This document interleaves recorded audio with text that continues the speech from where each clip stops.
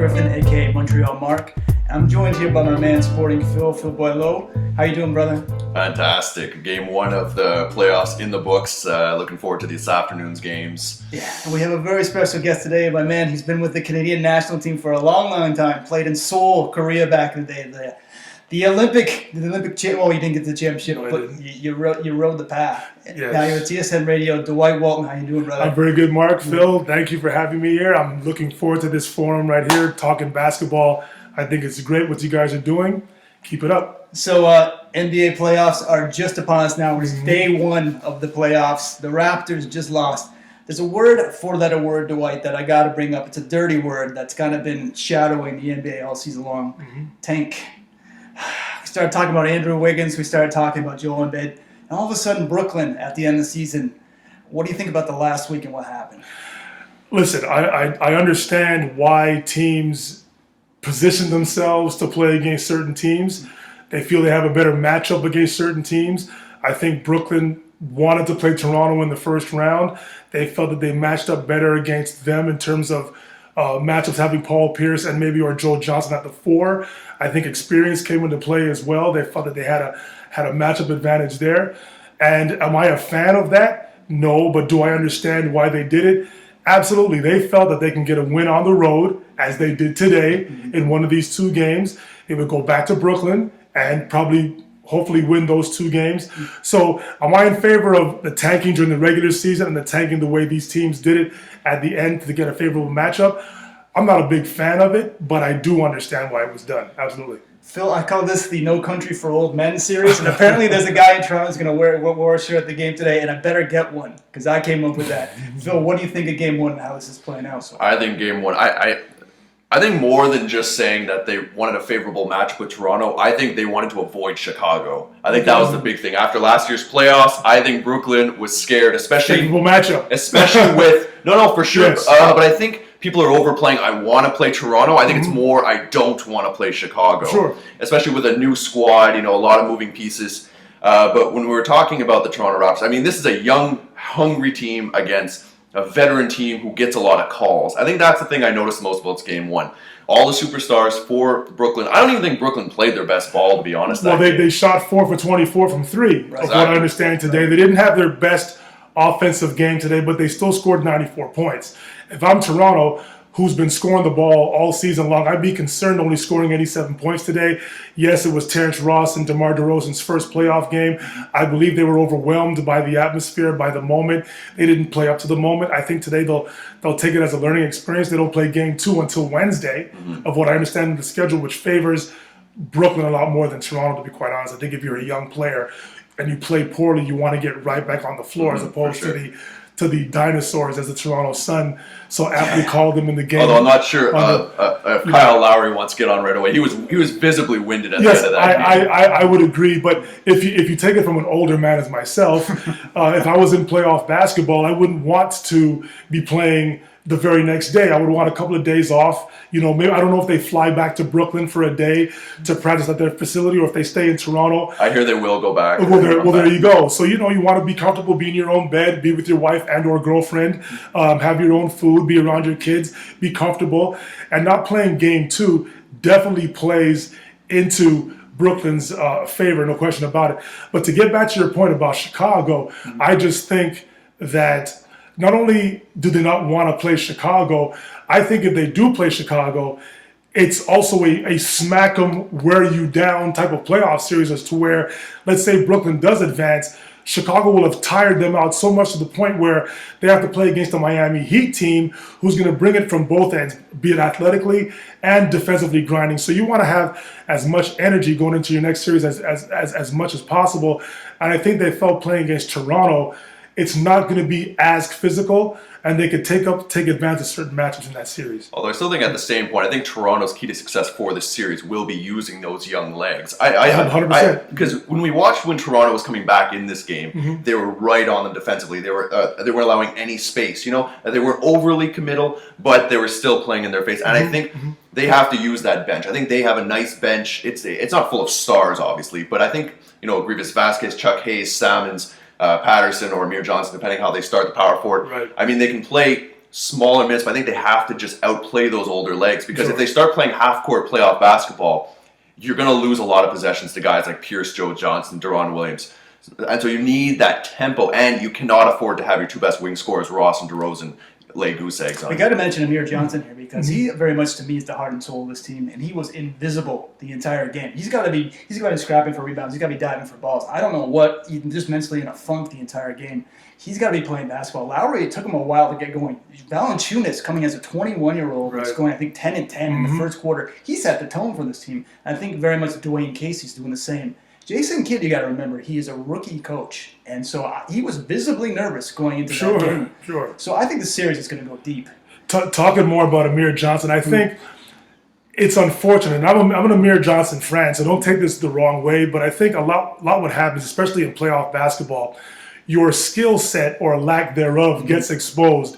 And Amir Johnson is not an offensively talented or gifted basketball player. As you said, he's the heart and soul of this team. I think he's more of a garbage man, if you will. He has to dive on the floor for loose balls.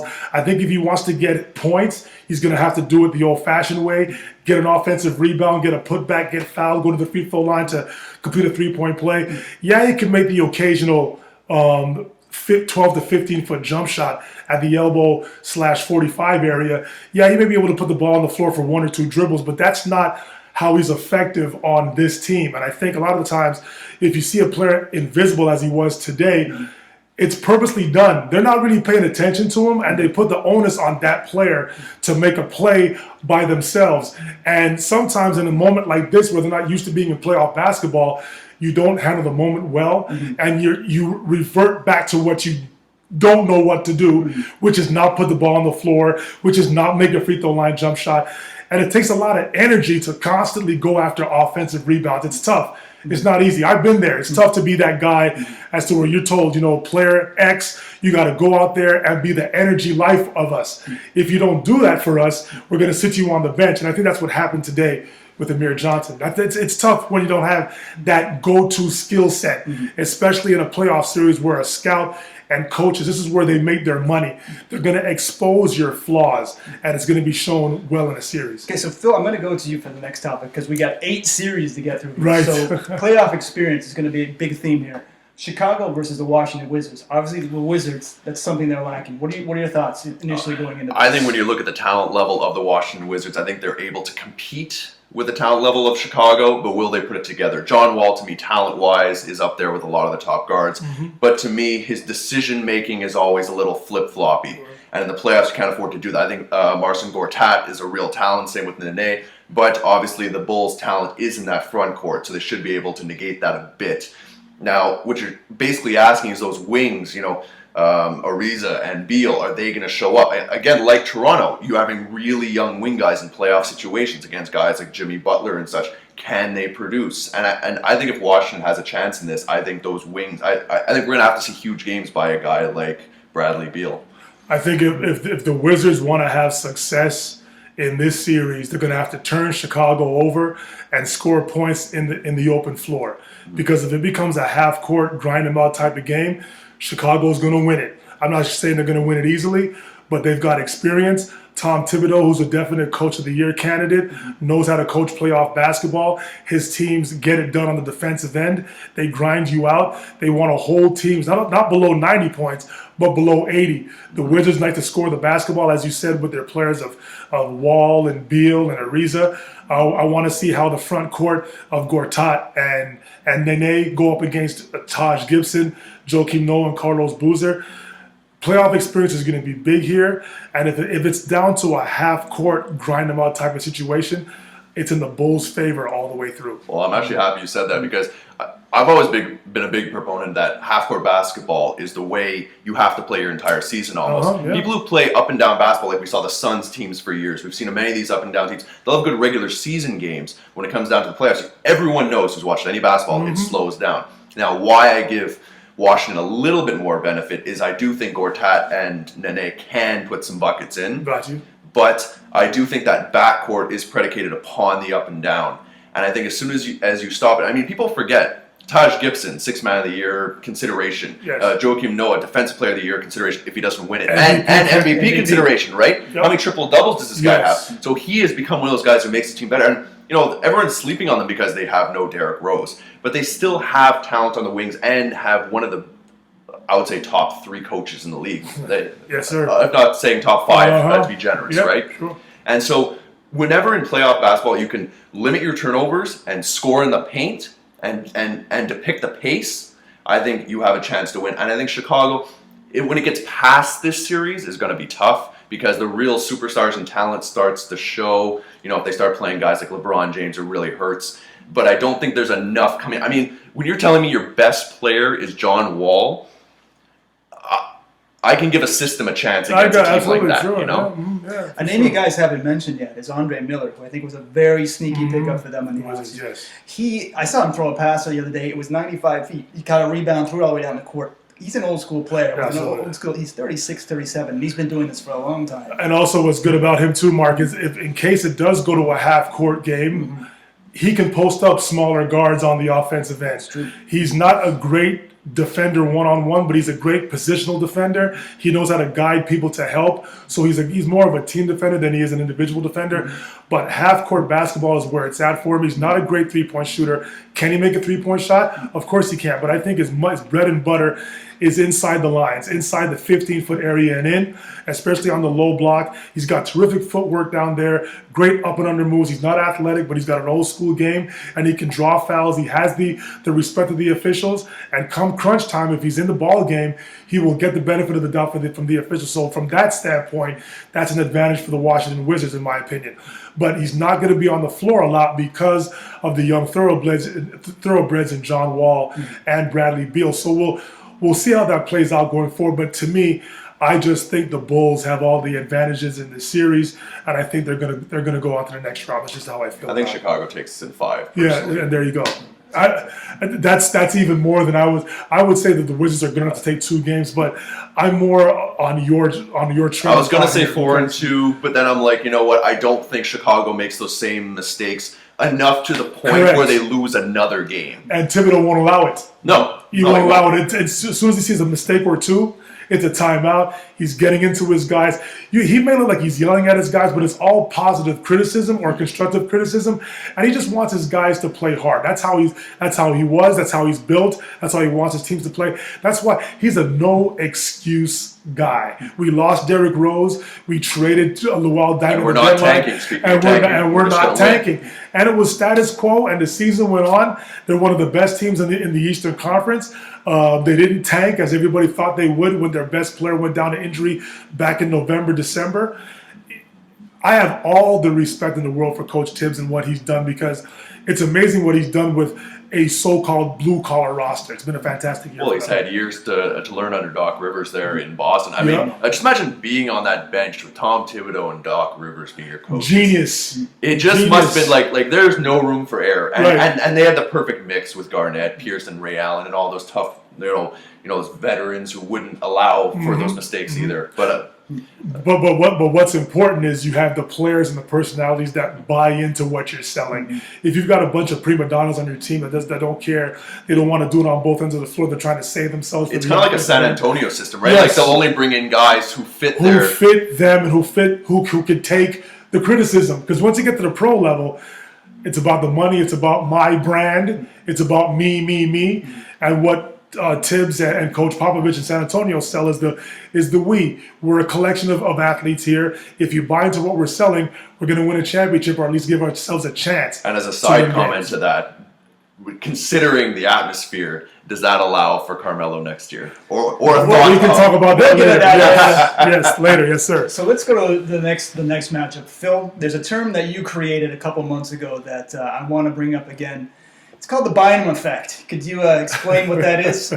My thought is Andrew Bynum, for as much talent as he brings to the basketball court, is kind of a cancer in the locker room, and he depletes the mood or the overall ability of a team. I mean, we saw this, unfortunately. I mean, the 76ers weren't going to be very good anyways, but we saw this with LA at the end. I mean, how did that mess up? Like, I don't even know. When you had arguably a top 2 center in the league at a healthy Pau Gasol, Kobe, like that should have kept rolling. Like the fact that Agreed. didn't, and the fact that you would even risk trading a guy like Bynum. Like I understood how good Howard was at the end, but even if you'd risk trading a guy like Howard, there's something wrong with him. And so he's been brought to Indiana, and ever since that Granger trade, and the whole team's just gone into this downward spiral. I mean, people talk about Paul George, Roy Hibbert, they're off the court issues, and then Frank Vogel, benching the whole team. And they won with their bench with guys like Chris Copeland, who's leading the way. But the Bynum effect, I mean, has he been officially ruled out for the playoffs?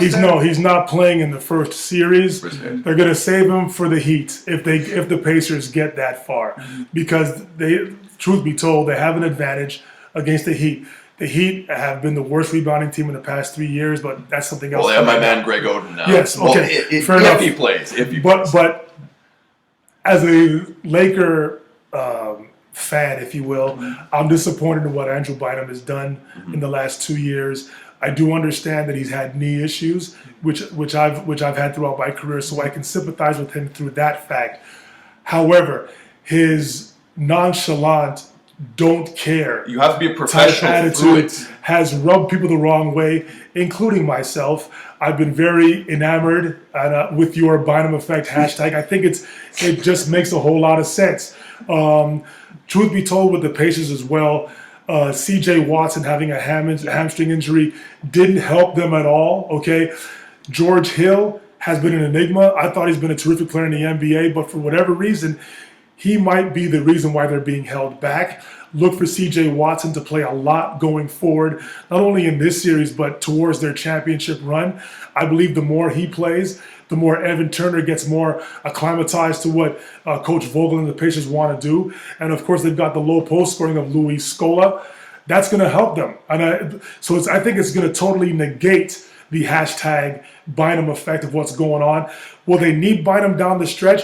Maybe they will, but I think his knees are so tore up at this point that even if he plays one game, yes, the playoff schedule. I'm not as worried about him. I'm more worried about what's happened to the team, the mentality since he's shown up. But okay, fair enough. And sorry to cut you off, but I just think that the team is so far gone. Yeah. Past that, the Bynum effect has had some effect, but I think as of right now, they've played so poorly in the last 6 weeks.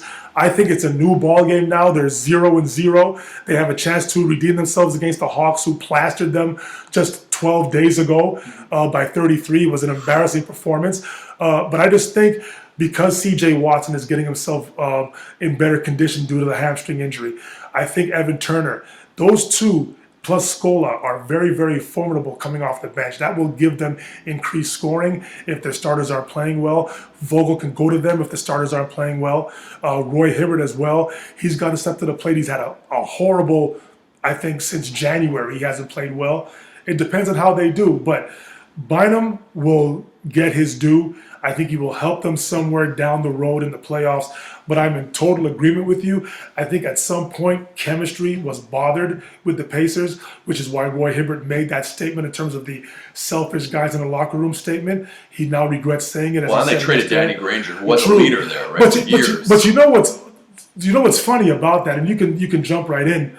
It's funny how a lot of us, including myself, said that maybe Danny Granger was an addition by subtraction type of deal. Mm-hmm. And then once they go on this losing streak, all of a sudden Danny Granger became a leader in the locker room. We thought that there was going to be that kind of power struggle between Danny Granger and the emergence of Paul George as being their next star in the making. So I just find that kind of ironic how now they're using him as a factor of maybe not having his voice in the locker room as a player that they looked up to. I think he understood his role at that point. Like he's made quite a few comments saying, you know what, I'm 30 years old. I've been the star of this team for a long time. Mm-hmm. Paul George is the guy. I think he accepted that six-man role. I like the fact that he brought that much scoring off the bench in a six-man reserve role. Mm-hmm. So we have to talk about Atlanta, a team that no one attends games with. They're pretty good too. They are. Jeff Teague. I really like Jeff Teague. Player of the week in the NBA last week. Yeah. Do you think they have a shot of winning a game? Two. Is there a chance Al Horford plays at all in this series? No. He's done for the year. Done for the year. So we're basically saying Jeff Teague, Kyle Korver, Paul Millsap. I like Millsap, but he needs a legit center. Pero Antich, who's a stretch five. Mm-hmm. They run a lot of pick and roll with Pero Antich. He can bring Roy Hibbert out, Jan Mahimi out. They don't want to guard bigs that can shoot now. Okay. Let me see, how does it go now? The Atlanta Hawks were one of the better three-point shooting teams in the NBA. I believe they shot around 39% for the year. The Pacers are pretty good at defending the three, if not the best defensive team against the three. We'll see how that plays out, but the Hawks can shoot. I got to give mad respect, mad props to Kyle Korver. Anybody who can make a three-point shot in 127 straight games has respect from me. That is not easy to do. This has almost been a career year for him. Yes. Like his continuous production on a team where he actually is a bit of a focal point. For years past, he was just like the fifth, sixth man who would come in and spot up like Steve Novak does. That's right. He actually has some attention on him this year. Also, Lou Williams, coming back off an injury, who's been major for them down the gut of the season. He's a guy that's a big shot taker. He doesn't necessarily make all the big shots that he takes, but he's a guy who's willing to take those big shots. The Hawks will win a couple of games in this series. Will they win the series? Ultimately, I don't think they will. I think the Pacers. You think they're going to take 2 games? I believe so. I think they're going to split in the first 4 games. They're going to win one in Indiana and one in Atlanta. And it's going to take that long for Indiana to get themselves going. I think so. I think the only way that happens is if Indiana, because when I look at the Indiana Pacers, I looked at them last year against Miami. The big thing I saw was, I'm glad you brought up George Hill, because when he brings up the ball, I'm like, they had trouble getting it to half court. Once they had it at half court, feeding Hibbert, they were very dominant. But George Hill, I feel Teague, Williams on him the whole time. I feel that's where they're going to give up some turnovers. All right. And I think Lance Stephenson is going to be a key here. He can't disappear. He has to be that triple-double threat every night. You know what I find very interesting is that Frank Vogel has a lot of confidence in Lance Stephenson. If you look, a lot of the times he's the one making the plays.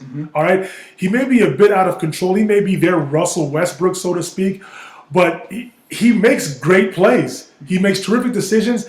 It may look unconventional. It may look out of control. Well, he's a Larry Legend guy, right? But yes, and he gets it done. And Lance knows that Larry has his back, and that just gives him confidence.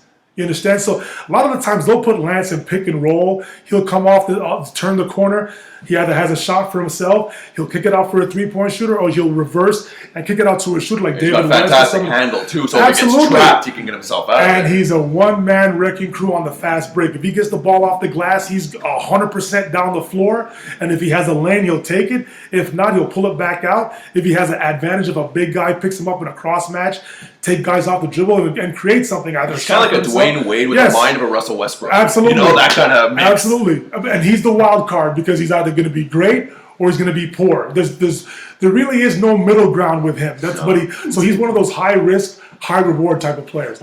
He is. I think people realize this. Shahab Khan told me, a good friend of us from Hoops Lounge. He said that Lance is the #1 scorer in New York State high school history. 4 straight high school state championships. 4 straight. You got to think about guys like Kareem. All these guys who played in New York growing up. That's a big statement. He was LeBron James coming out of New York when he went to Cincinnati, but he had some attitudinal issues. He had some off the court issues, so it sort of slowed that process down. But I'm not saying he was LeBron James. Don't get it twisted now, but he was LeBron James coming out of high school. He was that good. Well, let's talk about LeBron James. So Miami versus Big Al.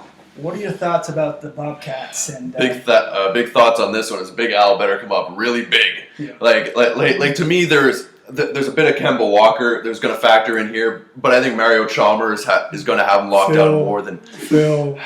Don't even try it. I'm trying to be nice here. They have no shot. Okay. You won't even give him one game because of Big Al. Okay. You know what? And I'm going to bring the San Antonio Spurs into the conversation. I know we're going to talk about them in a minute. But here's why I could appreciate the San Antonio Spurs. The ball has no agenda with the Spurs. It moves. This is what Greg Popovich wants. Now bring Miami into this. Miami tends to play down to the level of the competition. As good as LeBron James and Dwayne Wade are, they need the ball in their hands to be successful. They like to pound it a lot. So what happens is the offense becomes stagnant. San Antonio Spurs beat the so-called also-rans the way they're supposed to be beaten. Because the ball moves, it gets to the open guy, and they get high percentage shots. All the time. A lot of the times, the Miami Heat put the ball on the floor, trying to show off their basketball skills. Sometimes the ball will move the way it's supposed to move, and they are a very good passing team when the ball moves. But if the ball is stuck in LeBron James and Dwayne Wade's hands, a lot of the time in the 24-second shot clock, when you have 5 sets of eyes on you defensively, and Charlotte was one of the better defensive teams in the NBA, by the way. Michael Kidd-Gilchrist, he could come up big, maybe. Gerald Henderson as well, Gerald Henderson. They take a lot of hero shots, is what I'm trying to say to Miami Heat. It's make or miss. It's either you make or miss a shot. And if they're not making shots, teams can stay close with them, which is why I give Charlotte a chance at least one game. There's going to be a game. I'm saying there's going to be one game where Al Jefferson takes a game. Agreed. And Al Jefferson, another MVP candidate, Yeah, along with Steve Clifford, who's also a Coach of the Year candidate. Kudos to him. He had a fantastic year. Michael Jordan finally made a right decision as a basketball operations Cody guy. Zeller. Okay, well, there you go. But,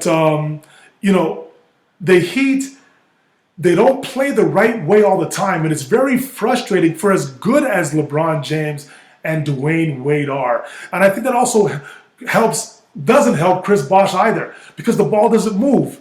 You understand? They like to dribble the ball. Well, he's a guy who has trouble creating his own shot. He likes to spot up, Sure. 20, 25 feet away. Yes. I mean, his shot selection has just been growing in terms of his range. He's taking a lot of threes. Absolutely, which we could talk about that as well. But Chris, I think for the sake of the system and the sake of the players that they have, Chris Bosh has agreed to play more of a perimeter type game than a low post game.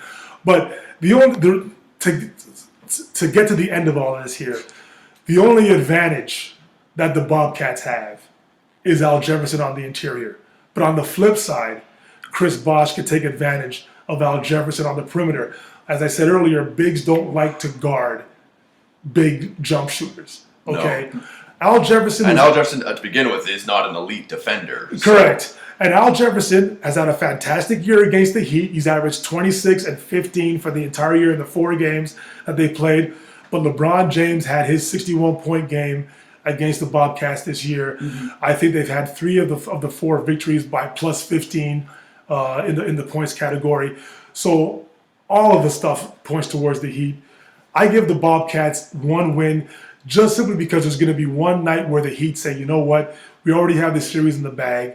We're not going to show up. Okay, so you're saying if they win one game, it's because the Heat play down to their Yes. level and messed it up Yes. more than the Bobcats deserve to win that one game. And with all due respect, listen, I was a professional athlete. Pros are pros. They're there for a reason. But the reality is the Charlotte Bobcat pros aren't as good as the Miami Heat pros. It should be a no contest. It should be a no contest. So you're saying 5. Yes, but the Heat have a tendency of playing down to their competition and keeping teams in games. The Spurs blow teams out the way they're supposed to be blown out. Why other teams don't copy them is beyond me. I never understood that.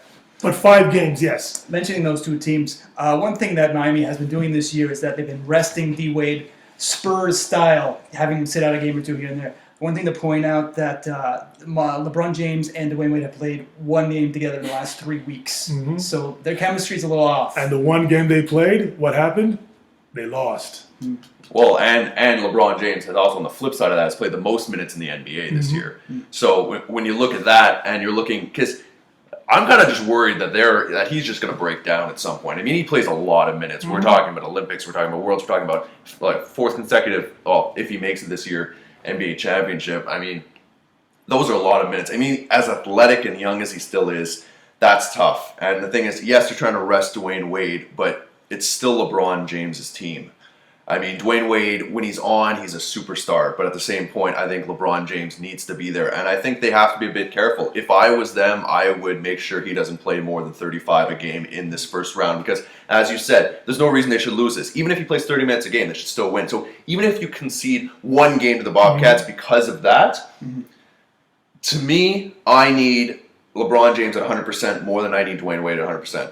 And in the finals, I need to do what I need to do to make him there. If I have any doubts, I'm limiting his minutes. I'm with you. And listen, it would be advantageous to Miami to win in a 4-game sweep because of all the days off they're going to get. LeBron James hasn't played in the better part of 10 days now. He didn't play the last couple of games, and they don't play game 1 until Sunday at 3:30.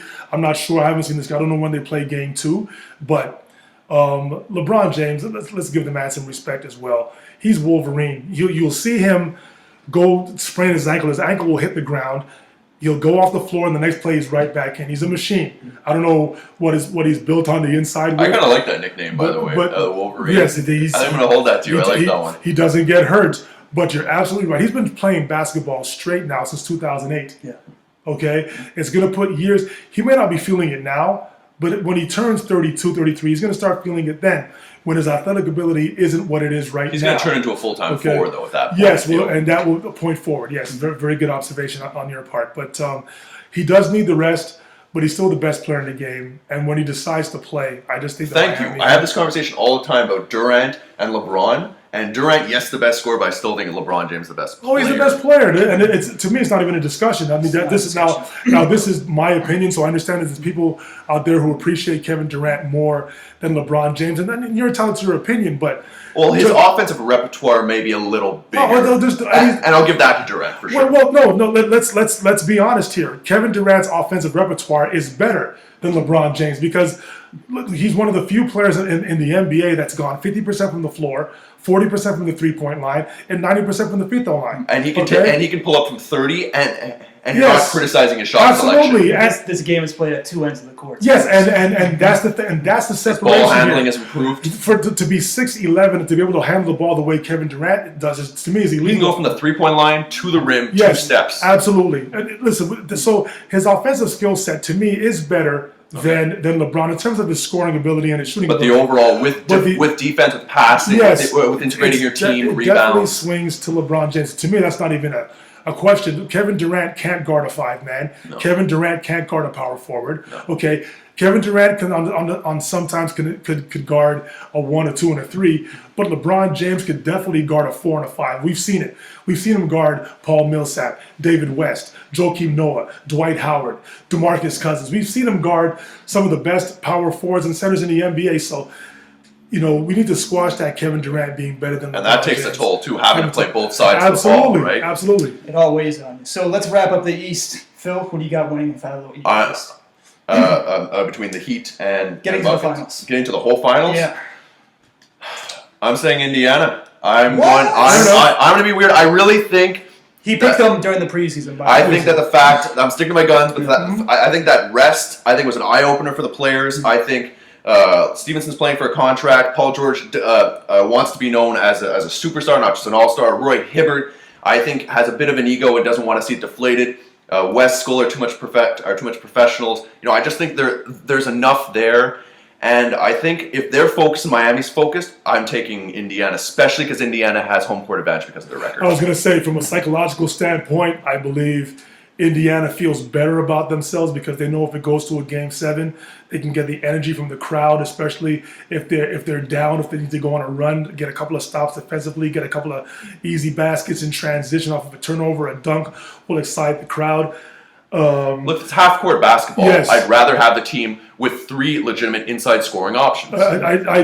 Yes, I totally agree. You talked about Roy Hibbert, Andrew Bynum, and Jan Mahimi, David West as well, Luis Scola. They got 5 guys who I feel like. Well, I'm not sure I'd take Mahimi on the offensive side of the ball, but fair enough. But again, they have bodies, tons of athletic bodies. Yes, as well. sir. Yes, sir. I think what needs to be stated more, and it's not being stated enough. The Miami Heat not having Mike Miller is going to hurt them. I think Shane Battier having to guard 4s over the last couple of years has taken its toll on his body. If you've noticed, his 3-point shooting percentage has gone down, not because he can't shoot, but I think his body, he always looks a little injured when he's walking. I think his legs have been taken away from him because of the sacrifice that he's had to make in order for the Heat to play the small ball the basketball. Well, they also have the $100 million man, Rashard Lewis, sitting on the bench. They've got him there, but his defensive capabilities aren't the same as Shane Battier. And Michael Beasley, is Pat Riley going to allow Eric Spoelstra? Is he going to allow this bear out of its cage? Because listen, as far as I like Beasley. As far as I'm concerned, all he had was a weed issue. He's not injured. No. He can still play the game of basketball. He was a number 2 pick in the draft for a reason. Big time scorer. He can score the basketball. He could be a wild card going forward. But out of respect, I'm going to use a boxing analogy. You have to knock out the champ. Yeah. Okay. So I'm going to take the Miami Heat to win the Eastern Conference, but I think fatigue will play a major factor, and it wouldn't surprise me if the Pacers do win. But to me, the Pacers have to knock them out, and the only advantage they have, as far as I'm concerned, besides the interior players, is the psychological edge of them knowing they have a Game 7 in Indianapolis whenever that game is played. But I think Miami will win the series. That's just my opinion. For me, I have Miami. I agree. When you have the best player on the planet playing both sides of the ball, good things are going to happen. But don't look out for Chicago. I have a feeling they can pull it together. I'm worried about Indiana. It's going to be interesting East, but I think it's going to be an even more interesting West.